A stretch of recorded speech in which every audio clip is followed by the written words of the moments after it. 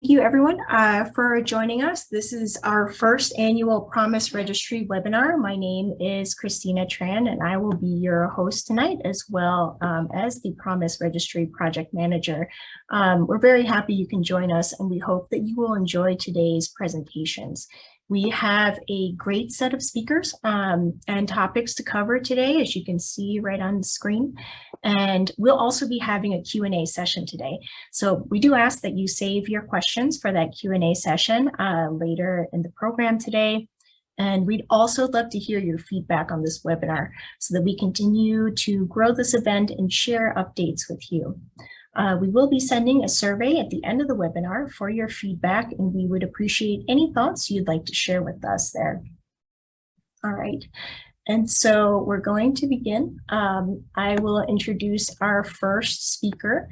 Our first speaker is James DeLong. James is a patient who has lived with aggressive prostate cancer patient for 21 years. Partnering with a superb eclectic team of standard of care and auxiliary practitioners, he hopes to enjoy many more years of life. James is currently a lecturer emeritus of the University of Washington School of Social Work, and he will be speaking about a patient's perspective on genetic testing. Welcome, James, and thanks for joining us today. Great. Thank you very much for inviting me. I want to begin with a quote that I believe very deeply in, and it's a quote from the website Force, which is Facing Heredity Cancer Empowerment. And the quote is, "The only way to improve cancer detection, prevention, and treatment is through research. People participating in research contribute to medical knowledge and have opportunities to receive cutting-edge care." And that's really what Promise is all about. I'm alive today because I believe in the value of research. I believe in the value of knowledge. When I was 50 years old, I was incredibly healthy, had a great diet, exercised regularly, and I signed up for a community study to track PSA in healthy older men. So they took my PSA when I was 50, took it again when I was 51. They called me up and said, "You know, your PSA is going up. We think you should have a biopsy." And I was like, "What? I'm a healthy guy. That's ridiculous." But I gave the results to my primary care physician, who said to me, "You are so healthy, we would not have even tested your PSA for another decade. But since it has gone up a modest amount, I think you probably should have a biopsy." I had a biopsy. Long story short, I had aggressive prostate cancer in 7 out of the 10 sticks. I ended up shortly after having a prostatectomy, 2 years of hormone therapy. I still had prostate cancer after the prostatectomy. So I was very, very fortunate to have signed up for that study. I also believe I'm alive today because I found, once I had prostate cancer, I researched and found that there was a doctor named Dr. Tia Hagano in my area, and I contacted her, and I was lucky enough to have her accept me as a patient. And she's a clinician researcher, so she does research on prostate cancer. She applies her knowledge from hundreds of studies with thousands of men, like many of the men who are watching today. And those results have resulted in the kind of care that has enabled me to continue to live with aggressive prostate cancer for 21 years. And I'm still hormone sensitive. I've had many treatments over the years, but I'm still very healthy, and I hope to die of something else a long time from now. I wondered for years, why did I get prostate cancer as healthy as I was? Well, in 2018, the end of 2018, Dr. Hagano referred me to Dr. Chang's gentleman's study, and I got tested genetically and found out I have the BRCA2 gene mutation. Soon after that, I sat down with Dr. Chang, and I still have this sheet with me 4 years later. I'm just holding it up so you can see. I still have it. It's a touchstone for me. She sat down with me November 6th, 2018. Okay, so 4 years ago. And she filled that page with existing treatments, with treatments in the pipeline, with potential things coming down the line that could be helpful to me to keep me alive. And really that meeting gave me a huge boost of hope. And in fact, I found that there were some treatments coming along that actually work far better for people with the BRCA2 mutation than for other people. Who would have thought? So I feel very fortunate to know that I have it. I talked to my family members, and both of my brothers are BRCA2 positive. One of them has even more aggressive prostate cancer than I do. Each of them also will benefit from the emerging research. Both of my adult children have been tested. One of them has the mutation also. She was, of course, quite upset, but once she learned and once she looked into it, she came around to realizing having this knowledge is power. It makes a difference. And she now gets all of her medical care related to that from a genetic mutation cancer center in California. So she's far better off than she would have been otherwise. And that's it. I'm glad I'm here. I appreciate all the work that all of you do, and I benefit from it greatly. And I look to participate in any trials I can that will increase knowledge for the benefit of all of us men. Thank you. Great. Thank you, James, for sharing your story with us. I'm excited to introduce our next speaker, Dr. Channing Paller. So Dr. Paller is one of our PROMISE co-principal investigators leading the PROMISE Registry, and she is director of the prostate cancer clinical research and an associate professor of oncology at the Johns Hopkins University School of Medicine. Her expertise lies in biomarkers that enable patient-centered treatment strategies, and Dr. Paller's research focuses on developing improved targeted treatments to extend survival and improve quality of life for prostate cancer patients. Thank you, Dr. Paller, and you have the floor. Thank you, Christina, and thank you, James. I just want to start by saying, wow, we are here at our first annual webinar, and I have been talking, all of us have been talking about this day when we would have a community together of like-minded patients who are from all over the United States coming together with similar needs and importance of understanding their genetics. And so I'm just really excited to give you an update tonight and talk with you about how far we've come. All right, so here is our team. Heather Chang, who you'll hear from shortly, is from University of Washington, Fred Hutch Cancer Center. Myself, I'm from Hopkins. Justin Lorenz, our genetic counselor, and Jake Vinson, and he's from the Prostate Cancer Clinical Trial Consortium. I would also say, oh wait, let me go back one more second. Our very important partners, Color. They are wonderful partners in that they help us tremendously, not only providing us genetic tests, which we've paid for all of you, but also genetic counselors to really help you and your family through this process.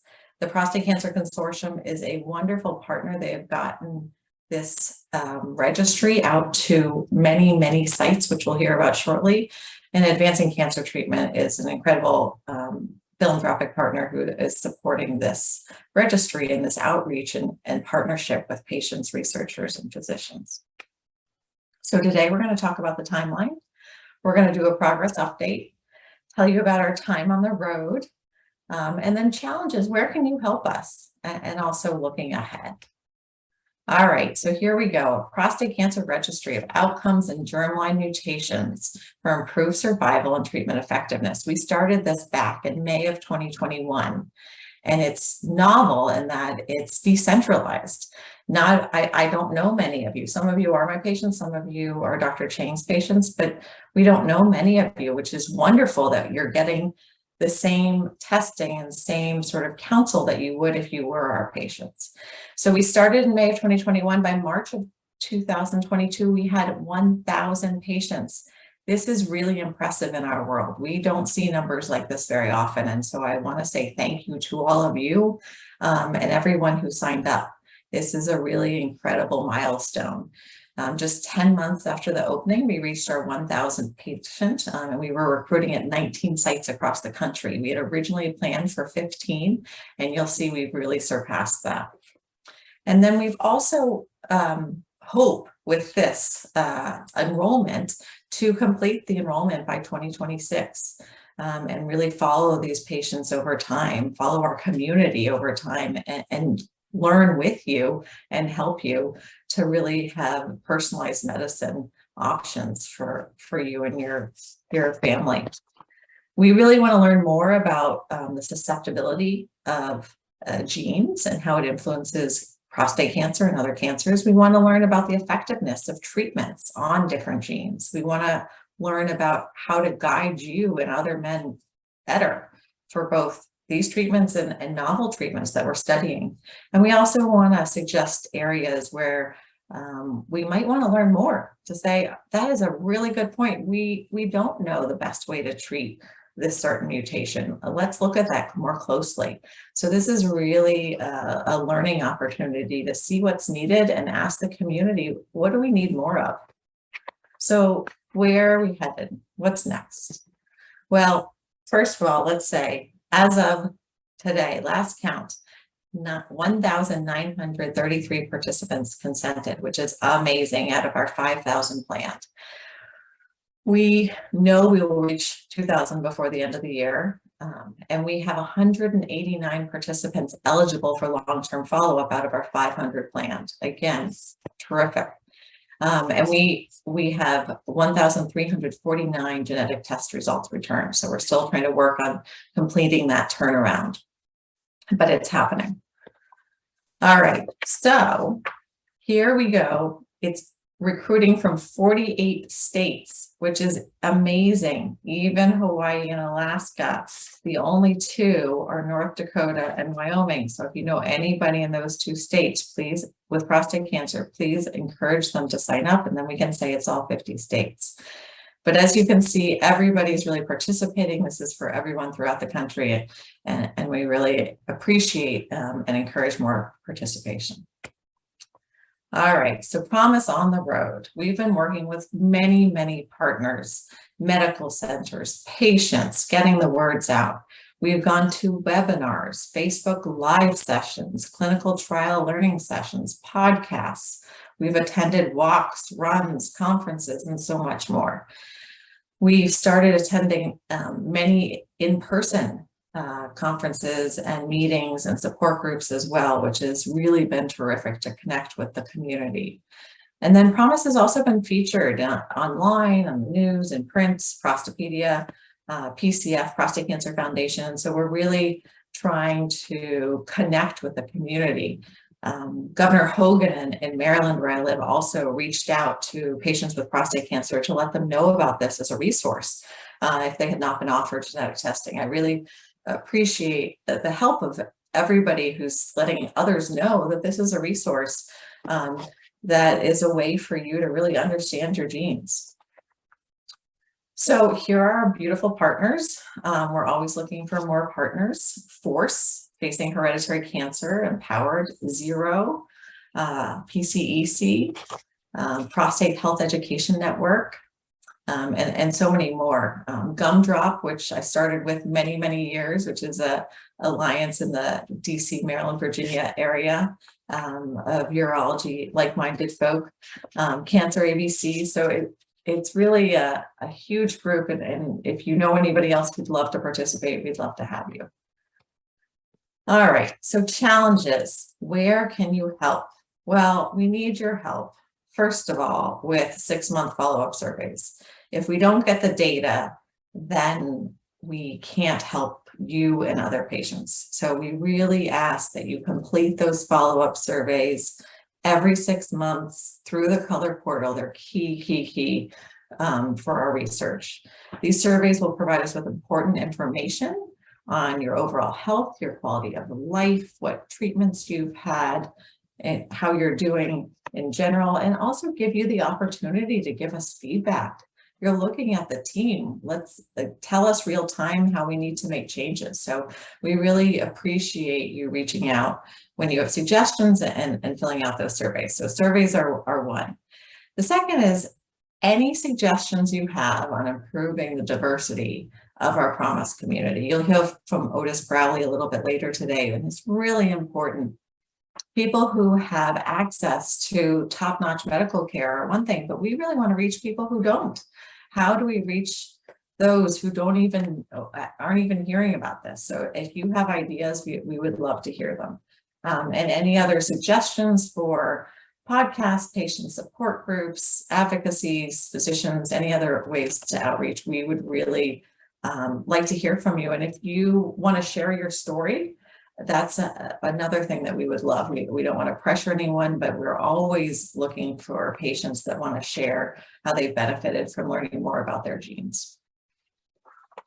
So looking ahead, our goal is to reach all 50 states, diversify our community, and something really exciting is we're going to be welcoming Spanish speakers in 2023. And what I hope that means is we might even go outside of the US. I don't want to jinx us, but we're going to start by welcoming Spanish speakers. And I think that will be a wonderful start to open the opportunity to other people that just don't speak English. Seems like a simple barrier that we can overcome. So we are going to work on that.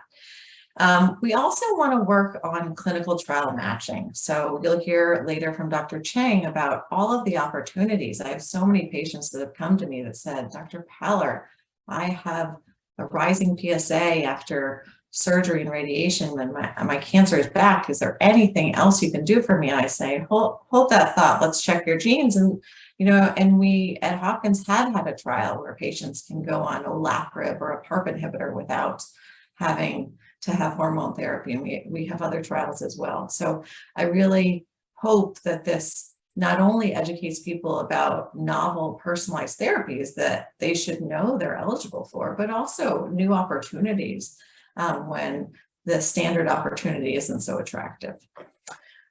We also are excited to look at future biomarker-driven studies. So knowing that you have that gene, a certain gene will help us help you and other patients. So learning more about these biomarker-driven studies will be key. And how do you stay connected? Well, newsletters, webinars, social media, your suggestions, you can email us. So lots of different ways. And tonight, because this is the first webinar, we'll be sending out a post-webinar survey. We'd love to hear your thoughts. How do we improve this webinar? What do you want to hear? What should go in our newsletters? Any ideas you have, we are really looking to partner with you. So I'm just so excited that this community is here and it's happening. And I just really, from all of us at Promise, want to say thank you.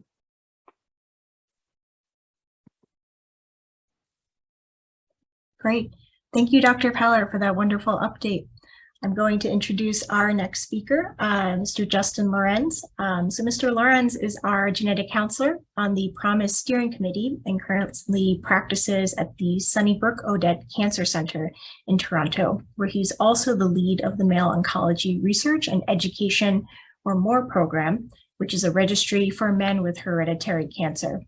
Mr. Lorenz is also affiliated with the University of Toronto as an instructor, and his research interests include hereditary prostate cancer and male breast cancer. Thank you for joining us today. Thank you so much. Just clarifying that you can see my main slideshow? Yes. Okay, great, perfect. Okay, so I want to talk a little about genetic testing results and the implications for family. So my agenda, I want to give a brief overview of genes, cancer risk, how genes are passed on, how genetic testing works, implications for family. I know a lot of people have gone through this process, and so it maybe will be a little bit of a review, but these reviews are sometimes kind of nice to get. So genes. Ultimately, our body is made up of billions of cells, and our genes are basically long pieces of DNA. And that's kind of the thing that I want to focus on right now, what these genes are and kind of the implications for future. Now, every gene has a job. For the purposes of this discussion, the job of genes is to protect us from cancer. Some of the most well-known cancer-protecting genes are the genes BRCA1, BRCA2. James introduced that with the BRCA2 gene. They're also called BRCA1, BRCA2 more commonly.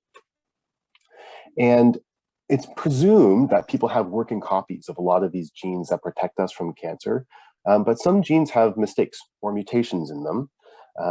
And mutations happen all the time. When we go outside and we're exposed to radiation, it can cause mutations in our cells, and our cells repair these mutations really brilliantly. When our cells divide, there can be errors in the division process causing more mutations, but we have these kind of checks and balances to make sure that our cells stay healthy and these mutations get repaired.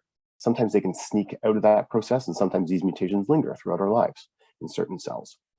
Other mutations aren't necessarily acquired over time, but they're inherited from mom or from dad through either mom's egg or dad's sperm. And so there's different types of mutations, and really it's important to talk about because all cancers are caused from gene mutations. Now, most cancers happen, well, really all cancers happen when a normal typical cell accumulates a mistake or mutation that doesn't get repaired. And it starts dividing maybe a little bit more, and then it accumulates a second mutation that creates another little colony within this cell. And it starts acting a little bit differently than its neighboring cells. It starts becoming a little bit selfish, starts dividing on its own, creating this group of cells, a tumor. And maybe as it's dividing more and more and more, another mutation happens within this tumor. And then it starts growing even more rapidly, starts collecting resources towards it. And then it becomes really officially a cancer. Some of these cancer cells or colonies or new mutations that occur within this cancer cell get the ability to move to other parts of the body to spread. And so really cancer is a natural progression of a healthy cell that accumulates the wrong mutations in the right genes to go down this trajectory of becoming cancerous. I want to talk a little about how some of these genes can be passed on. So really most cancers happen by chance. They happen through that natural progression, but 10% of cancers are caused because of a gene mutation that might be inherited, that might precipitate this process, make it happen a little bit faster in specific tissues. Most cancers happen by chance. 10% of them are due to some genetic predisposition that increases the risk. That's the story that James kind of fit into, and it's a rarer circumstance, but an area that Promise is hoping to get a lot more understanding in, because individually these things might be rare, but together, and when we look at a country, it becomes quite common to see these types of genetic changes. So how does this whole inherited process work? Well, here we have a couple. We have a woman. She has 2 copies of a gene. Let's say it's the BRCA2 gene, or BRCA2 gene. She has 2 copies. One copy she inherited from mom's egg. The other copy she inherited from dad's sperm. Boom, 2 copies. Both copies are perfectly healthy. And when she goes on to have kids, there's a 50% chance whether she passes on one copy or the other. 50% of her eggs have one copy, 50% of the eggs have the other copy, but it doesn't really matter which copy is passed on because they're both working just fine. Her partner, well, he has a mistake or mutation noted by that red spot in one copy of his genes. And if it's the BRCA2 gene, it means that there's a mutation in one of his copies. He is predisposed to certain cancers. Now, when he goes on to have kids, it does matter which copy's passed on. Half of his sperm have one copy, the other half have the second copy. Sperm fertilizes the egg, will dictate whether or not that child has inherited the gene mutation. This is a dominant form of inheritance. There's a 50% chance the gene gets passed on.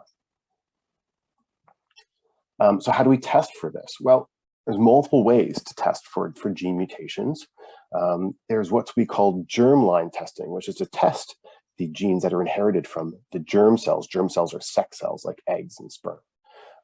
And if someone has a mutation in one of their germ line, it means that that mutation is present in every single cell in the body. When an egg is there and a sperm fertilizes it, well, a baby grows from that combination. So every single cell has that gene mutation. So it's easy to test. You can get a saliva sample. And what we're doing is we're just testing any random tissue. In this case, it happens to be white blood cells and some skin cells in the mouth. And we look to see, hey, is there a gene mutation there? If we find it, we say, okay, great. That gives us insight into whether or not there's a gene mutation that's caused this cancer, and we have treatment options that might be available to this individual based on that. If there is no gene mutation, we say, maybe it's not hereditary. Maybe the cancer happened by chance or by bad luck. The other option is to actually test the cancerous tumor itself. Take a biopsy, and if the biopsy has cancer in it, let's test and see what mutations are present there. Well, here we're testing a huge, a variety of mutations that might be present within that tumor. And it can also be insightful. If there happens to be certain mutations within that tumor, then we can say, oh, okay, well, there are medications that target and kill cancers that have that gene mutation. Maybe it's not something the person was born with, and maybe that tumor in and of itself acquired the right mutations in the wrong genes. So really, we just do that testing through saliva, through color. But I mean, testing can be done anywhere. It can be done through a blood sample. We just find that it's really easy to do a saliva sample, and the lab happens to be validated for that. The sample goes to a laboratory. They read through the genes like they read through a book. They're looking for spelling mistakes or mutations, and it takes a little bit of time for them to generate that information. I've been talking a lot about gene mutations, but really what they are variations within a gene. And all genes have variation. That's why people have blue eyes, brown eyes. People are shorter or taller. These genes help dictate these things, but it doesn't mean that having blue eyes or brown eyes is a medical problem. It just accounts for normal human variation. So most variations, variants, or mutations are actually benign or likely benign. And what that means is they're not problematic. Some mutations are of uncertain significance, meaning that maybe they're not a problem at all, but we're not 100% certain. And so we say that we're uncertain. Having an uncertain mutation doesn't change anything for someone medically. It means that there's something that we don't know too much about. But almost always, or I guess I should say a lot of the time, these uncertain variants get reclassified to be benign or likely benign. Sometimes, however, they can be classified to be likely pathogenic. Pathogenic just means that they are disease-causing or they increase risk for a condition. And so likely pathogenic and pathogenic variants are the ones that we care most about because they can impact medical management. Those are what we kind of refer to when we say that someone has a gene mutation. It's a likely pathogenic or pathogenic mutation. So really, what does that mean? What are the implications for you? Well, we know a little bit about that, but an interesting part is to say, what about implications for family? And so another thing that James kind of alluded to is that he had this gene mutation and it could be passed on to the next generation. And getting back to that 50% chance, well, there's a 50% chance it gets passed on to the next generation. I stole this image because I was writing it all out and I saw this image. I'm like, this image is saying exactly what I wanted, but we have what looks like a woman in there. She's identified to have a BRCA1 gene mutation. And there's a 50% chance that every person around her has that same BRCA1 gene mutation. She inherited it either from mom or from dad. And she shares half of her genes with her brothers and her sisters. And so they have a 50% chance of having this gene mutation. And then children also have a 50% chance of having this gene mutation. And the implications vary. We know about what risks are for someone, for men, because we have, if a man has this gene mutation, he knows about some of the implications for him. But men have different organs than women. And men don't have ovaries, men don't have uteruses. And some of these genes, depending upon the gene, can increase risk for ovarian cancer, uterine cancer. Some organs we share, pancreas, colon, and we can see increased risk depending upon the gene. But every individual might be impacted a little bit differently by these gene mutations. So let's talk a little bit about those risks. BRCA1, BRCA2, we think about breast cancer, ovarian cancer, pancreatic cancer. But there's other genes that are out there that cause conditions like Lynch syndrome, and we see high rates of colon cancer, uterine cancer. We still also see ovarian cancer as well. Sometimes you see pancreatic cancer too. And so every gene has its own impact. Sometimes it doesn't just impact it doesn't impact men or women evenly. Sometimes risks for some of these genes, for example, BRCA2, risks for cancer are actually higher in women. And genetic counselors can help interpret that result for you, and genetic counselors can also help interpret the potential impacts for other family members. So ultimately, if a pathogenic or likely pathogenic variant in one of these genes that we test for is found in you, then telling other family members, informing them about the fact that you have this gene mutation can give them life-changing or life-saving information. Ultimately, the job here is to say, hey, I have this. I share genes with all my family members. It's important to inform them, let them know that there is this gene mutation in the family, and then they can go on and get genetic testing to see if they have it. For something like the PROMISE study, if there's other family members who have prostate cancer and a gene mutation identified in you, then they can be involved in the PROMISE study to get testing done and have that saliva kit sent to their home to have that testing done. Genetic counselors help with having conversations about how to tell family members. How do you tell your kids that there's a gene mutation that might impact their cancer risk? That's tough stuff.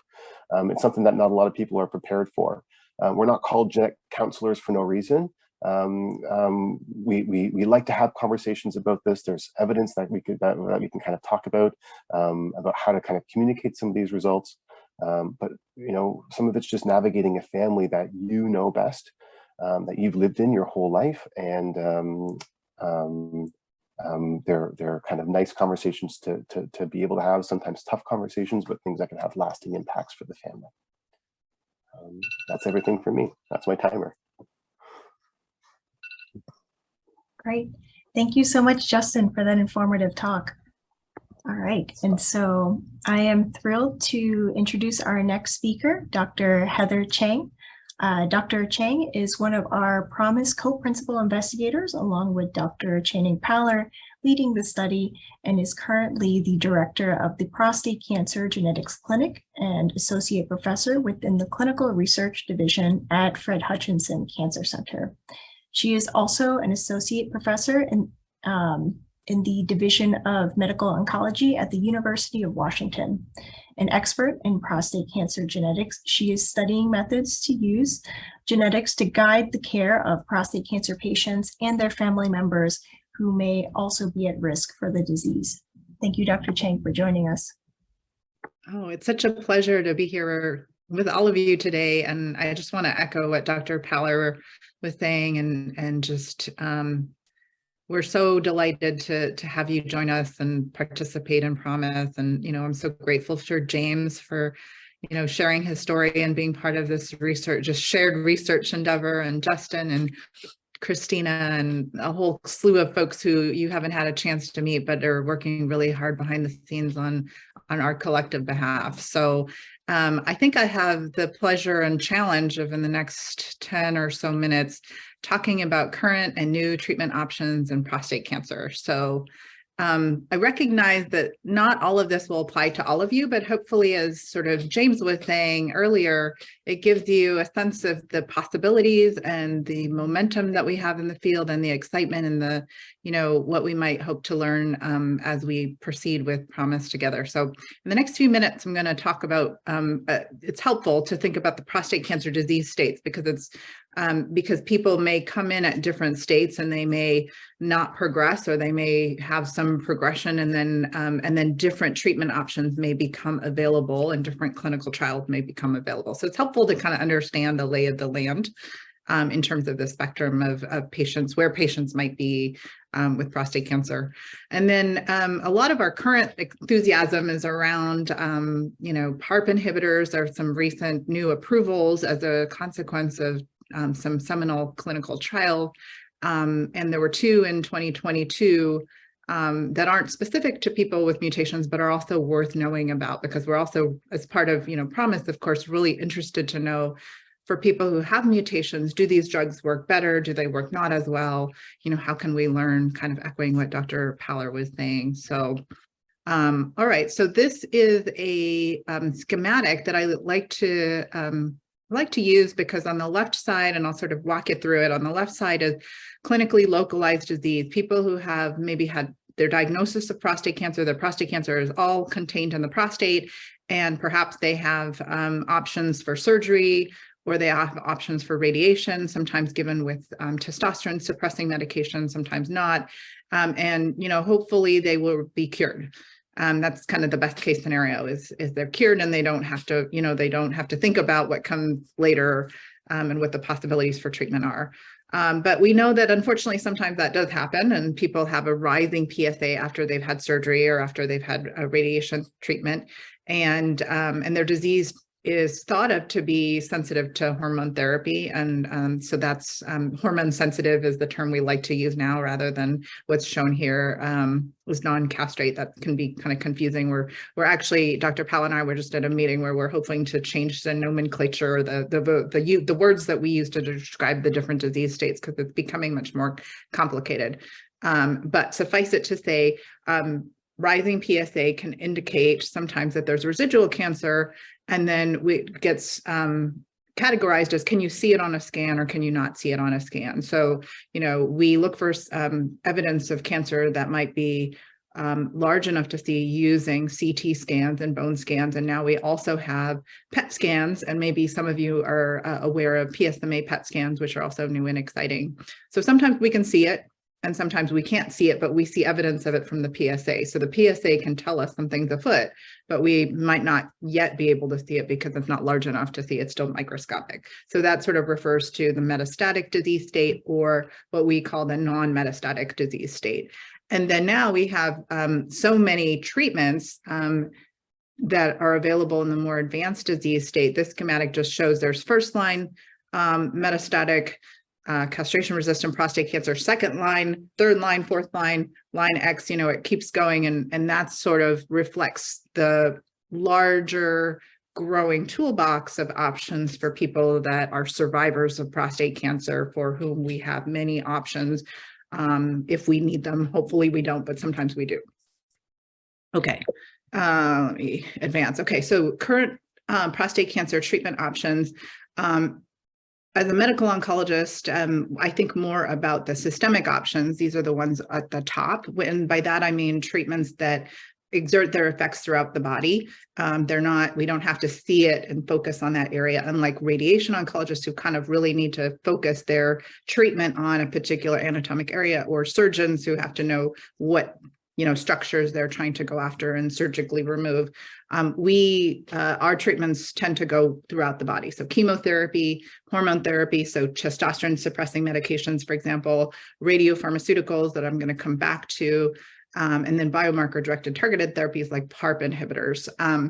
And this next graph is another way of showing what I just went over in the last slide, but this is sort of another different way of illustrating it. So there's tumor burden, or the amount of tumor that might be present, and what the PSA might be doing, and whether or not it's sensitive to suppressing testosterone, or whether more treatments are needed on top of that. And that's sort of this red area, and the sort of fluctuations. And really this time course is over the course of many, many years, and that's going even longer. You know, James talked a little bit about his time frame, but the time frames of patients who have advanced disease are getting longer than they ever have before, which is really great for patients, but all the more important that we need to be thinking about, how do we choose the treatments that work? How do we avoid the treatments that don't? How do we make sure you have the best quality of life possible while we're doing all of this? So those are the things the field is beginning to really pay much more attention to because of our successes, right?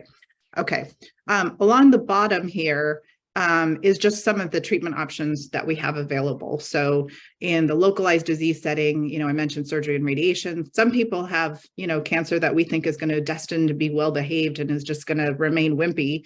And we might monitor those and manage those patients with active surveillance. And then there's treatments. And then you can already see that there are a lot of options here, and we don't need to go into all the details. This is kind of the standard toolbox. So those are the drugs that are available to people, irrespective of, you know, whether or not you have a mutation. And then, as I like to tell my patients, if you have a mutation, then actually that can sort of allow for an even more expanded toolbox, and that includes PARP inhibitors.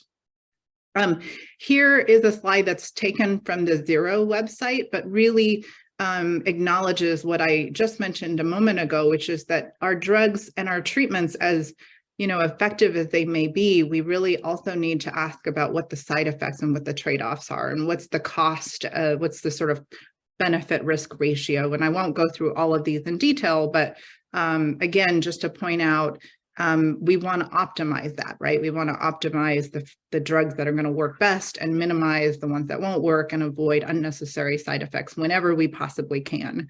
So this is something that's really important wherever you are in the disease state, thinking about, how do we improve your survivorship and talking to your doctors about that. Okay, so PARP inhibitors, these are really exciting. Hopefully many of you may be aware of this class of drugs from if you've had relatives or if you've done some reading. Genes such as BRCA1 and BRCA2 and genes like CHEK2 and and others that we're still learning about that are, hopefully represented in the audience, people who had alterations in these genes may be candidates for clinical trials and may be candidates for some of these targeted therapies. So, example is Triton-2, which is a study of a PARP inhibitor called rucaparib, which is a pill that essentially targets, and we believe to be especially effective for patients whose cancers are associated with BRCA2 or BRCA1. And so these are now approved in that very latest stage of disease of the metastatic castration-resistant or hormone-resistant prostate cancer. So they're in the toolbox, they've been FDA approved, and now we're studying them in various combinations and in that sort of timeline of where patients might be. And then Triton-3 actually just completed its accrual and has reported, and I don't have time to go into it right now, but this is just to give you an idea that these drugs are available in the late stage and they're coming into clinical trial opportunities in earlier stages. And we're really excited to have that be part of the toolbox. And we hope that we might be able to learn more quickly or, learn together so that we can, figure out if they might be even more effective as we move earlier into the disease state, into sort of, not latest stage, but kind of earlier, and maybe we would get better outcomes. So here's another study, the PROfound study, which was reported in May of 2020, and it led to an approval of a different PARP inhibitor called olaparib. And this one is also approved in the latest stage of prostate cancer and is currently for patients whose cancers have association with a homologous recombination gene mutation, which is either germline, which is what we've been talking about today, or somatic. And when I say somatic, I mean in the tumor. So in PROMISE, we're testing for, and I think I saw a question about this in the chat, but we are testing for germline mutations. And Justin gave a really nice description of what that is. What we are not doing at this point yet is to do tumor sequencing, because that's another workflow, and it's something that's very exciting. But just something to keep in mind is that for PROMISE, we're testing the germline. And it may be worth talking to your doctor about somatic, but that's a sort of parallel and complementary test. Patients who have progressed after treatment with enzalutamide or abiraterone are candidates for PARP inhibitors as standard of care. So meaning those are approved and available outside of a clinical trial. Of course, we're very excited because we have clinical trials. Dr. Paller mentioned this, and this is part of our mission for PROMISE is to help people find trials. And some of the trials, and it's hard to be really comprehensive because the list is very long. But for example, there's a trial called Amplitude, and the clinical trials number is right there, which is using niraparib in combination with abiraterone in the hormone sensitive state. So in an earlier state, remember that sort of timeline. It's a little bit earlier. So drugs get moved once they're shown to be effective in the late stage, kind of get moved earlier and earlier to see if could we get more benefit from it by using it earlier. And so that study is ongoing. And of course, as I mentioned, and we've been talking about, our goal is to try to understand how well these drugs work and in what disease state and whom it's working better and whom is it not working better. So so excited to have you here to help us do that together. Okay, so genetic testing in prostate cancer, we've talked about this, but genetic testing as part of PROMISE and can help identify other additional treatment options for patients who might have a genetic mutation. And again, we've been talking about germline, but somatic testing is a complementary piece of thinking about care and oncology. We can talk more about that in the chat. But another example is that some patients with advanced metastatic castration-resistant prostate cancer and a syndrome that actually Justin talked about, Lynch syndrome, maybe they have an MSH2 mutation or an MSH6 mutation, and that mutation that may have led them to be a little bit more susceptible to certain cancers, and then they develop prostate cancer, may also mean that the cancer has specific biological properties. And those biological properties may lead to features of called microsatellite high, or having a high tumor mutational burden. And that means the cancer that arises may have a higher level of mutation compared to even other cancers. And those patients, their cancers may be particularly sensitive to a drug called pembrolizumab, which is an immune checkpoint inhibitor. So PARP inhibitors, we didn't talk about today, but platinum chemotherapy, immune checkpoint inhibitors, these are all among the drugs that we're really kind of excited about for targeted therapies. And, we want to make sure participants like you in the audience who might have some of these features in your cancer might be aware of these opportunities. There's more in the pipeline, so this is just the beginning, right? So it's exciting. Really briefly, new approvals in 2022. We can talk about this more. I'm not going to go through all this text here, but it's very exciting because in our toolbox, we now have a drug called Pluvicto, which I had to practice how to say this, but it's actually the long generic name of it is Vipivitide tetraxetan, which is hard to say. It's also known as lutetium. So it has been studied in Australia and in the other parts of the world a bit more, but we're all very excited to have this as an option for patients. And right now, again, because it's a new drug, is approved in the late stage. So actually it's metastatic castration-resistant prostate post-docetaxel or docetaxel ineligible. So again, those drugs, now that it's approved, that we have clinical trials where it's getting studied earlier in the pre-chemotherapy space and probably, in various combinations earlier. But this is definitely really exciting. And happy to talk more about this. And then another drug called darolutamide was approved for the metastatic hormone-sensitive prostate cancer space. And also very exciting because that is another option for folks. So I hope what I've shared with you is some of the excitement around what's new and exciting. And it's always hard to list the clinical trials because they change so rapidly. And I think there's a clinical trial slide. Maybe it isn't here, but on the Promise website, we'll have a list of the trials, and we're going to try to curate those for you so that it's easier to find the trial that you may be most interested in. So happy to chat more in the panel discussion. Thanks so much for being here today and for your partnership with Promise. Great. Thank you so much, Dr. Chang, for that great talk. So we're going to move to our last speaker today.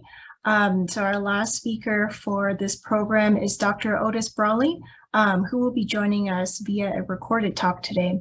So Dr. Brawley is the Associate Director of Community Outreach and Engagement at the Sidney Kimmel Comprehensive Cancer Center.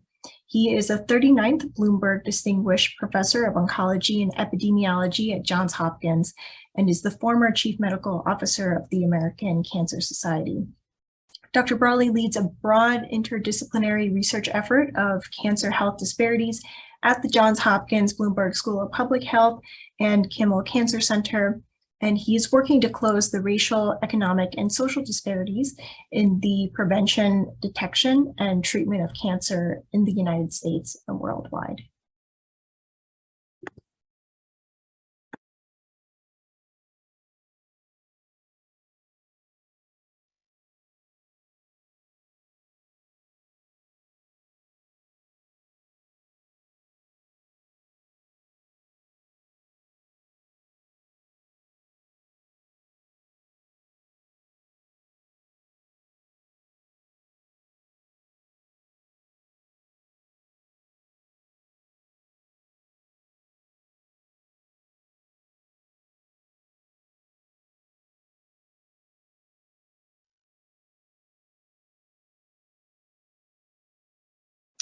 Hello, it's a pleasure to talk to you tonight about some of my work.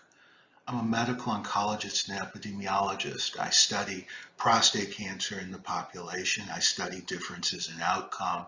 I study whether or not things like screening or various treatments actually are effective.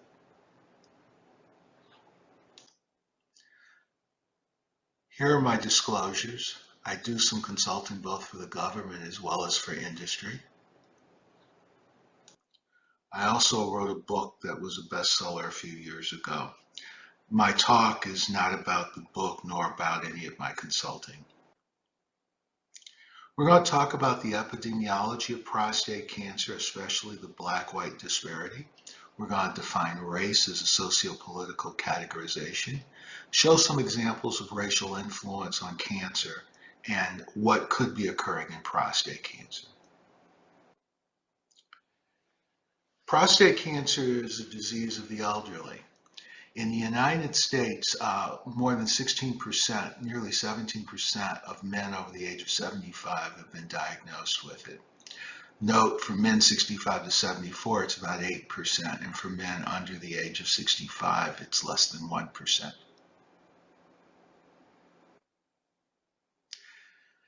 In 2019, a year I choose because it's really the last year of normal time before COVID, there were approximately 174 to 175,000 men who were diagnosed with prostate cancer. It made up 20% of all cancers.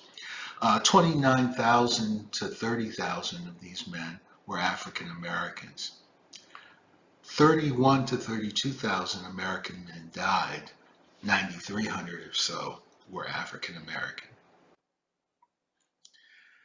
As we look at incidents for blacks and blue, whites and green from 1975 onward, you can see that there's been a rise, a dramatic rise in the 1990s, and this is the advent of PSA screening. After clearing out of the prevalences, things started leveling off a little bit, and incidence has actually gone down in the period from 2008 or so onward. Now there's a slight upswing. You can see black men have a higher incidence or higher risk of prostate cancer than do white. Here you can see the death rates from 1975 onward. There was a rise in death rate until the early to mid 1990s, and then a decline for both blacks and whites. And you can see that the disparity in death rate has actually gotten smaller and smaller. The delta, or difference between these numbers, has gotten smaller and smaller.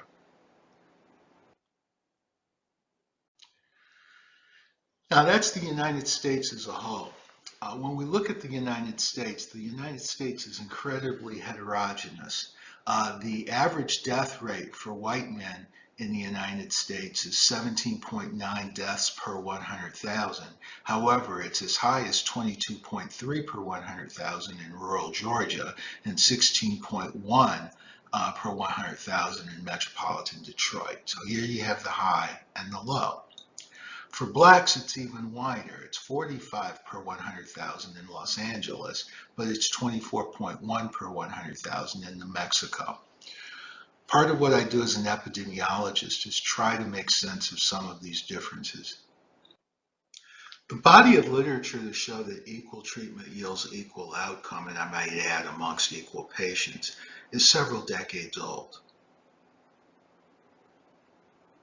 Literature also shows that black men with prostate cancer are less likely to receive optimal care, be it diagnosis or treatment.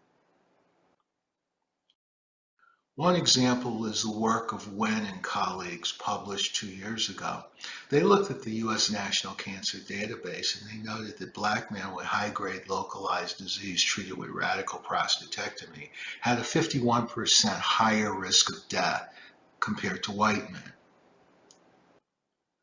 Adjusting for education, median household income, and insurance status, they noted that the disparity decreased dramatically. It went down from 1.51 to 1.3, or 30% increase. Further adjusting for non-clinical factors and comorbidities, the disparity was reduced to 1.19, a 19% increase. So they could actually say that much, not all, but much of the disparity for black men was due to socioeconomic issues, failure to get optimal care.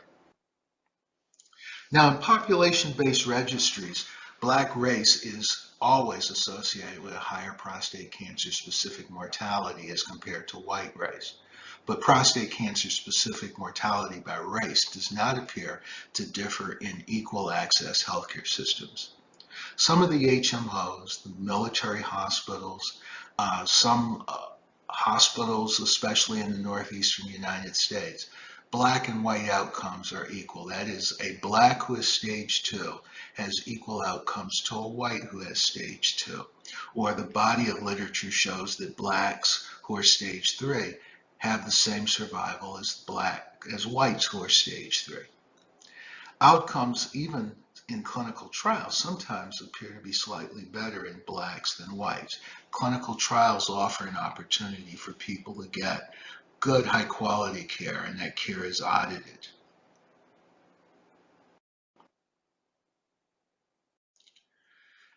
Active surveillance, which is also very popular now, about 50% of all prostate cancers are initially surveilled, seems to be a very reasonable thing to do for both blacks and whites. Large number of men with localized disease do not need to be treated.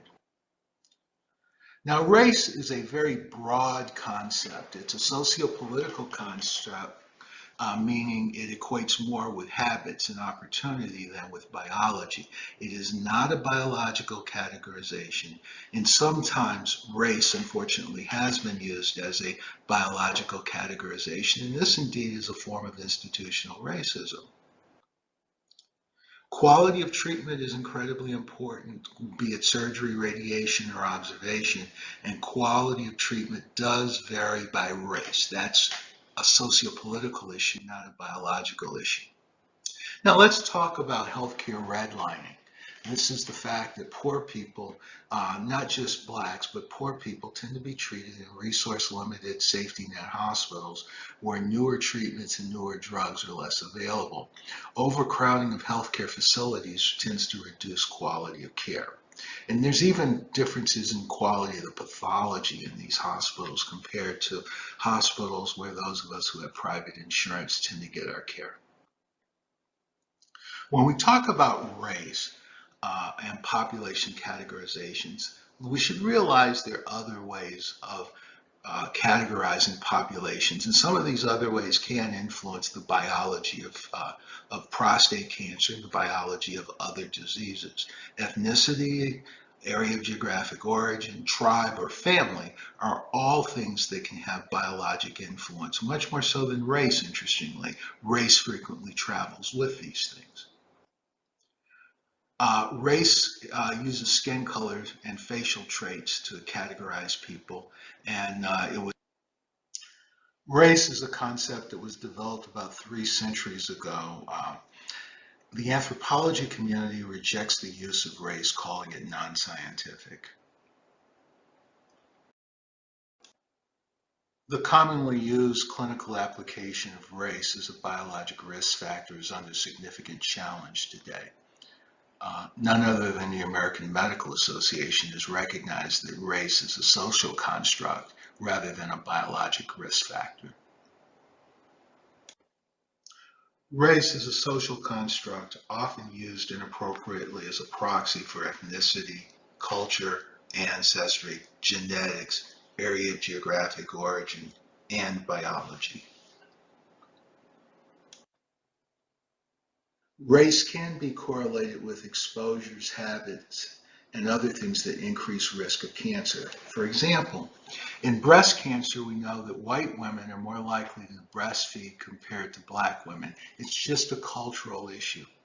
Breastfeeding decreases the risk of some types of breast cancer. Basal or triple negative breast cancer, a molecular type of breast cancer, is of lower risk in white women because of their tendency to breastfeed. College-educated women, on the other hand, are more likely to delay childbirth, and this increases their risk of getting estrogen receptor positive breast cancer.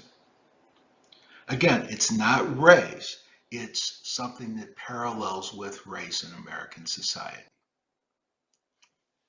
The stool microbiome varies by race, by culture, and socioeconomic status.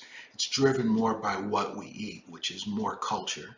And this risk can affect colorectal cancer as well as diabetes.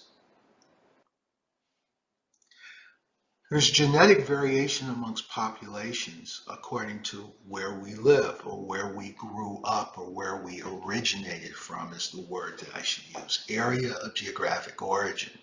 There are various forms of glucose 6-phosphodiesterase or G6PD deficiency.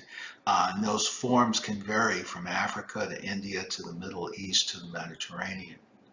One of my favorite genetic mutations, 20% of people who live within 150 kilometers, 100 miles of the Thai-Burmese border on either side, have a certain mutation of a gene such that if they get the drug Tegretol, a common anti-seizure medicine in the United States, their hands and feet will start peeling and their mouth will be raw and they will get a fever and they can actually even die from it.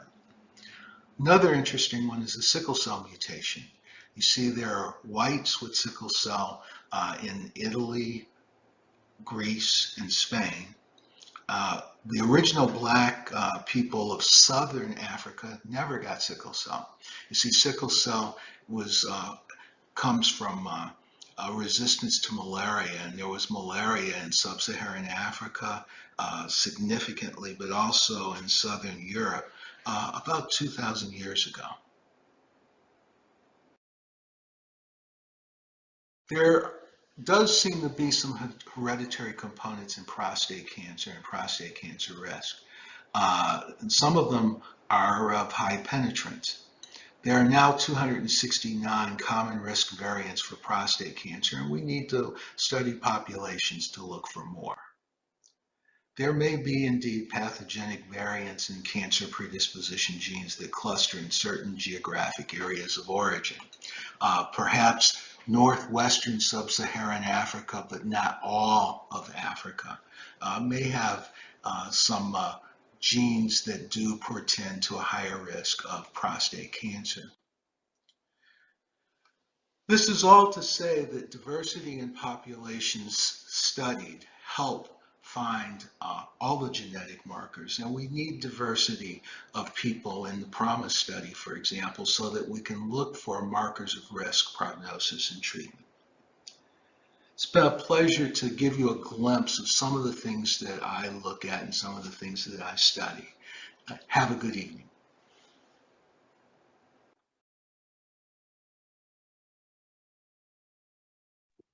All right.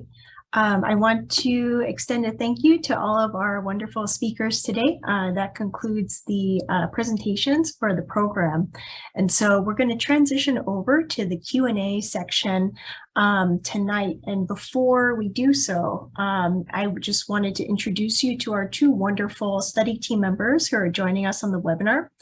You may have already spoken to them or met them before if you've reached out to us via our phone line or study email. Natalie Macario is one of our wonderful clinical research coordinators with us tonight. She's been with the PROMISE team since 2021. And we also have Stormy Smith, who is our other wonderful clinical research coordinator and has been with us since August 2022. So I want to extend a thank you to both of these ladies. We could not do the study without them, and they'll be helping to answer some of your questions tonight in the Q&A panel. And so I see that some of you guys have already put in some questions in the Q&A. Definitely feel free to enter any questions you have during the Q&A session right into there, starting now, and we will take a look and answer as many as we can before the end of the webinar. I wanted to ask this question to Dr. Cheng. So there's a question from someone on the webinar. When will we start skipping ADT and going straight to genetic-based treatments so as to avoid the side effects of ADT?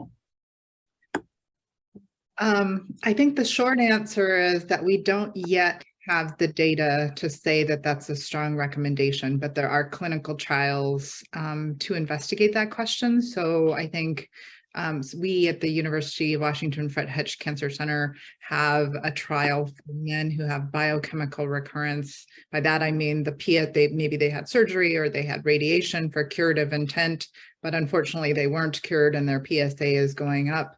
And if they have a mutation in, let's say, BRCA1 or BRCA2 or CHEK2, then they would be eligible for a study that involves an immune checkpoint inhibitor, durvalumab, with a PARP inhibitor, olaparib, without hormone therapy. So that's an example of where we're actively interested in this. And I hear you, you know, men don't really want ADT. Nobody wants that if they can avoid it. And we don't like to give it if we can avoid it. So we're really hoping to sort of study that more. And I think Dr. Paller can probably talk about a study they have at Johns Hopkins, but these are the sort of possibilities that we want to explore together. And so this right now we can't recommend it because we don't have the data, but you know, together maybe we can help build that data. Great. Thank you so much, Dr. Chang. I also see another question. I'll ask this to Dr. Paller. So will our data, as in the PROMISE participant data, be available to researchers forever? And, you know, if a new genetic mutation is discovered for prostate cancer, would PROMISE participants be notified if they have that mutation identified in their genes? Good questions.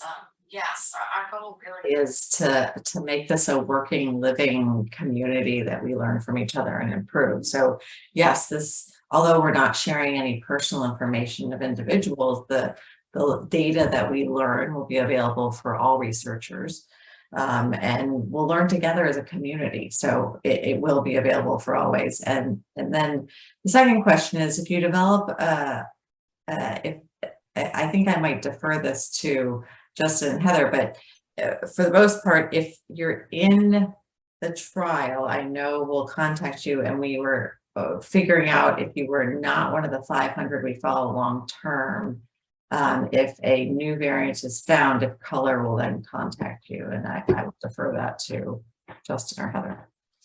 Yeah, I can start, and maybe Justin can add. I think whenever possible, we would do that, but the methods may change over time. And so it is also possible that in 5 years, you know, the protocol that we use to actually get the raw data may be different. And so I guess I would just not necessarily assume. We will do our best to give you data that we think is relevant to you, but we may not always have the sort of raw materials to be able to do so. Yeah, to elaborate on that with respect to raw materials, if you know, we're looking at a different, you know, Dr. Brawley mentioned that there's all these risk markers that are there, these 200 or so risk markers. If we're interested in looking at that, Color doesn't touch that.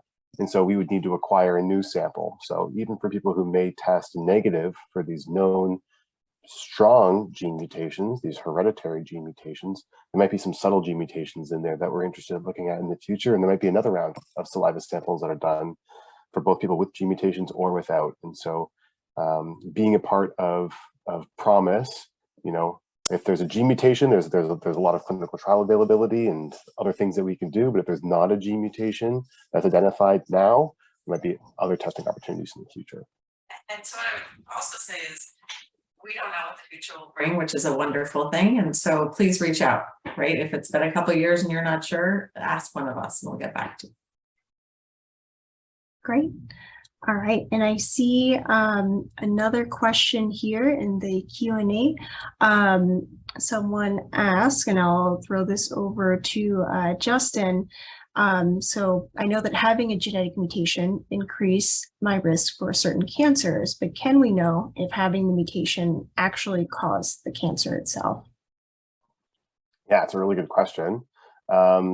I mean, oftentimes it's presumed that it's associated, but I mean, there's things that we can do. We can look at the tumor itself and see, you know, if we have 2 copies of a gene and one copy has a gene mutation, and if in that tumor the second copy of the gene is no longer working, either got deleted from that cell or there's another problem with it, then we can say, yeah, probably the fact that both of these genes, the one that was inherited and the second copy of that gene that got a mutation, is connected. We usually make that presumption. We presume that if someone has a gene mutation, the cancer caused that.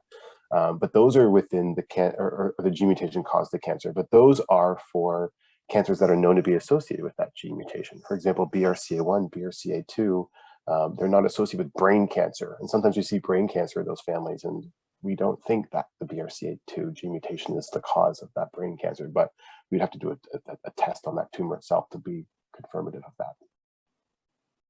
Great. Thank you, Justin. So I also see another question here, and this could be for anyone, Dr. Paller, Dr. Chang, or Justin. So, as tumors may change their genetic makeup over time, are there plans to repeat testing in a periodic fashion, like for those with normal gene profiles, yet definitive metastatic prostatic disease, or those with abnormalities that may change over time in the clinical setting? Maybe I'll take a first stab at that. So I think it's an important point. I think there was another comment about this. So for PROMISE, what we're testing is the fundamental kind of starting DNA material, which might give us an idea that somebody has the tendency to develop cancer. What we're not doing directly is testing the cancer itself. So that is something that can be done in collaboration with your oncology care team. I do that for some of my patients. Timing kind of matters sometimes also. So it's hard to give kind of broad answers to that, except to say there are certain time points where it may actually change what somebody might do in terms of testing the cancer itself. And that we're still learning about that also, but it does appear that in some cases the tumor DNA can also change. But the germline DNA is really fundamental and should not change and does not change over time. That's essentially the starting material. I hope that's clear, but it's an important distinction in understanding what we're testing in PROMISE and what we're not testing, which is directly testing the tumor. Great. Thank you so much. And so I see another question here. So there's someone who's interested in alternatives to hormone therapy for rising PSA. Are there any viable alternatives available? So yes, so at Hopkins, we love to do those trials because we're always looking, we're even coming up with the Stop It trial. Once you've been on it for a while, ways to stop it now, and continuing therapy. Yes, so if you have a BRCA mutation or one of these other mutations where you're eligible for a PARP inhibitor, we have a trial that either for olaparib, we have a couple, for olaparib for one and for rucaparib for another, to match people based on their DNA to try it without hormone therapy. Similarly, we have an immune therapy trial if you're eligible for immune therapy. In the FDA setting with hormone therapy, we have a trial to try it without hormone therapy early on. And so, yes, I think it's important to explore those options. If you have one of those mutations, please let us know. We'd be happy to help you look for trials close to you. Great. Thank you so much, Dr. Paller.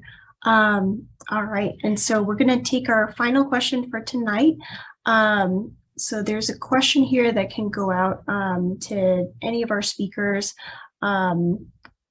This patient is asking, there's Ashkenazi Jewish individuals are known to be a high-risk group for prostate cancer. And so this person wanted to ask, is there any research occurring about the genetics and treatment of prostate cancer in the Ashkenazi Jewish population? Happy to tackle that. Heather, if you want to. Well, I think just being here and being part of PROMISE is helping us learn more about genetics and the treatment of prostate cancer. I wouldn't say though that it's specific. Our PROMISE, of course, isn't limited to people of Ashkenazi Jewish ancestry, but many people with Ashkenazi Jewish ancestry may carry, or some may carry, the mutations like BRCA1 and BRCA2 we talked about because they're enriched in the Ashkenazi population. Justin, do you want to elaborate on that?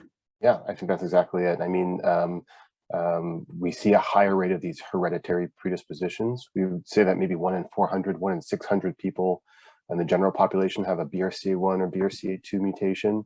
There are studies that show that 1 in 40 people of Ashkenazi Jewish ancestry have a BRCA1 or BRCA2 mutation. And so, as Heather said, enriched maybe tenfold higher. And so that may account for some of that discrepancy in the higher risks, because I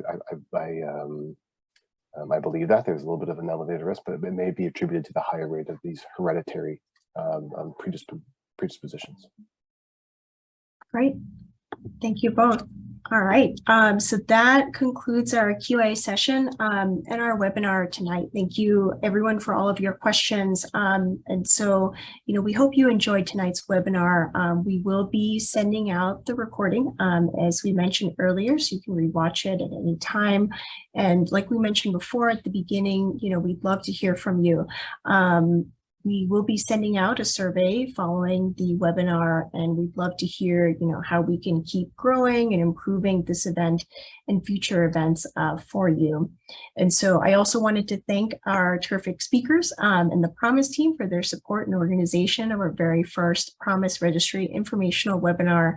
And of course, before we go, we want to thank all of you on behalf of the Promise team for joining us today and being part of our Promise Coalition. With your help, we can bring precision medicine to the fight against prostate cancer. Thank you all, and have a nice rest of your evening.